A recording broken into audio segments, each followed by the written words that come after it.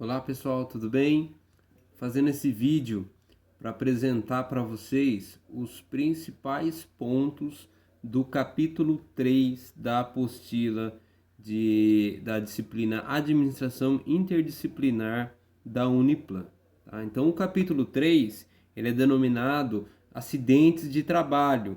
Esse capítulo ele fala, basicamente ele vai falar de questões relacionadas aí à saúde e segurança do trabalho, tá? Nós aí como administradores, esse é um ponto que nós também temos que tomar conta, tá? Talvez não diretamente, dependendo do porte da empresa. Então empresas maiores têm aí todo um departamento, um suporte para tratar dessas questões, tá? Mas indiretamente nós temos contato se considerarmos aí as micro e pequenas empresas, muito dessas responsabilidades recai sobre o administrador, tá? Então esse é um dos motivos de estar sendo abordado isso dentro da disciplina Administração Interdisciplinar, tá? Então, ó, o capítulo 3 ele começa falando da OIT, Organização Internacional do Trabalho, tá? Uma das agências aí das Nações Unidas, tá? E ela tem representantes aí de empregadores e trabalhadores, tá? E aí, o que ela fala da OIT, que eu entendo que seja importante? Bom, é uma instituição que nasceu aí com um cunho de justiça social, para trabalhar as questões de direito da justiça social nas organizações, tá? E ele tem como uma das grandes funções, tá? Ou das mais importantes, estabelecer e adotar as normas internacionais de trabalho. Então ela que vai aí através das suas convenções ou recomendações adotar ou estipular aí diretrizes, normas que para serem ali empregadas no ambiente de trabalho, tá? E como é que então eles fazem essas convenções, essas recomendações, tá? E aí nas conferências internacionais do trabalho, em que tem participação dos trabalhadores, empregador e governo, são repassadas essas convenções, essas recomendações, tá? Depois é caracterizado o acidente de trabalho, de acordo com o autor Pantaleão, tá? Então ele diz que acidente de trabalho é aquele que ocorre no exercício da atividade a serviço da empresa e ele pode estar provocando aí lesão corporal ou perturbação funcional do colaborador, né? Causando morte, pode causar morte, perda ou redução permanente ou temporária da capacidade de trabalho. E aí, além dessa definição, ele coloca aí mais três situações que também podem ser consideradas aí acidente de trabalho. A doença profissional do trabalho, que é aquela desencadeada ou produzida com o exercício do trabalho. Então você vai adquirindo, vai desenvolvendo ela conforme você vai executando suas atividades, tá? O acidente típico, tá? Então, no meio do trabalho acontece algum tipo de acidente, tá?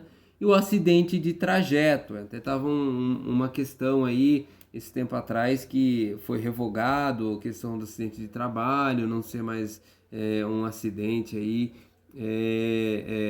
o acidente de trajeto não ser acidente mais de trabalho, mas tava uma discussão, esse tempo atrás eu vi que estavam querendo voltar, então sinceramente eu não sei como é que tá essa situação, mas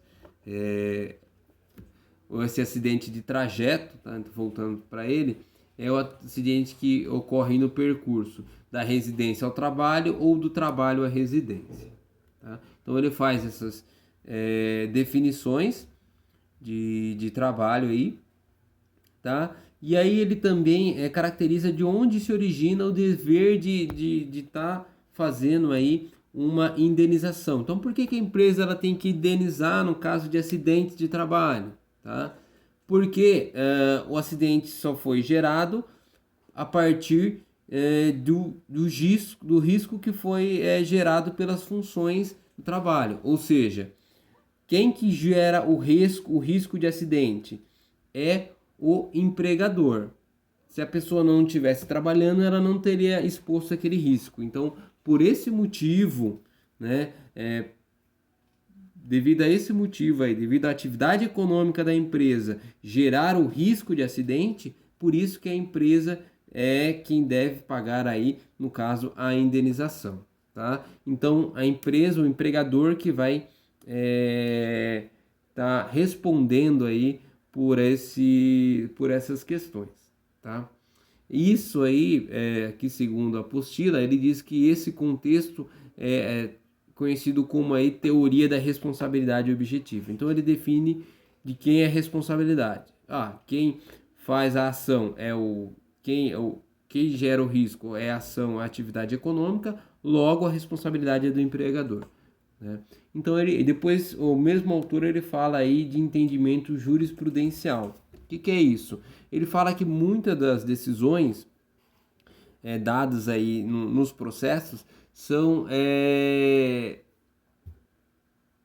definidas pelo entendimento do juiz. Então o juiz ele avalia a causa, tá?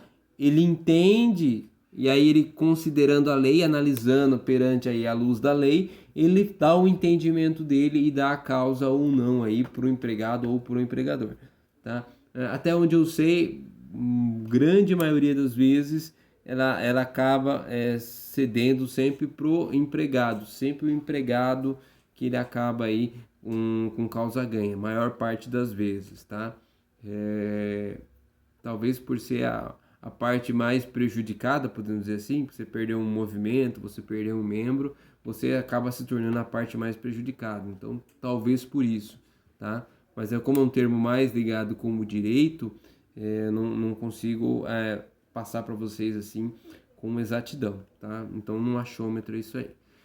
Tá, e depois ele vai falar aí de algumas estruturas dentro da segurança do trabalho. Ele vai falar da CIPA, tá? Que ela tem aí por objetivo prevenir acidentes e doenças decorrentes da atividade laboral ou da atividade de trabalho, tá? E tornar também compatível o trabalho com a preservação da vida e promoção de saúde, tá? E aí ele tem uma série de determinações, de considerações aí sobre a CIPA. Depois vocês deem uma olhadinha na apostila que tem um material bem completo lá.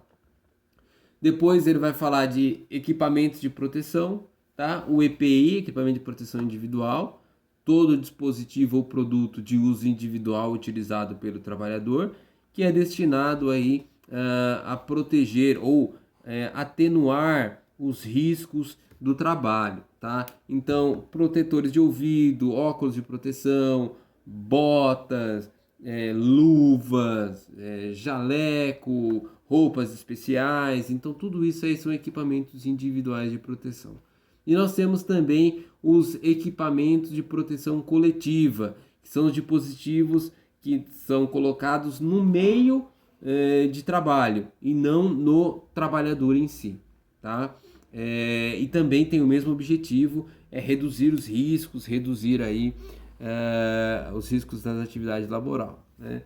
Outro dia assisti uma palestra de um colega meu e ele estava falando que as empresas sempre trabalham no sentido de, primeiro, o equipamento de proteção coletiva, e aí, se o equipamento de proteção coletiva não der toda a segurança necessária, aí a empresa parte para o equipamento de proteção individual, tá?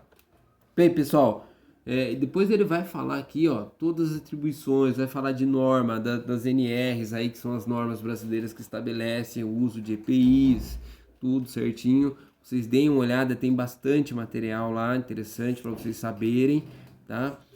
Mas de uma forma geral, os principais pontos do capítulo foram esses que eu abordei aí, tá? Espero que esse vídeo ajude vocês, e aí a gente se vê por aí. Tchau, tchau, tudo de bom.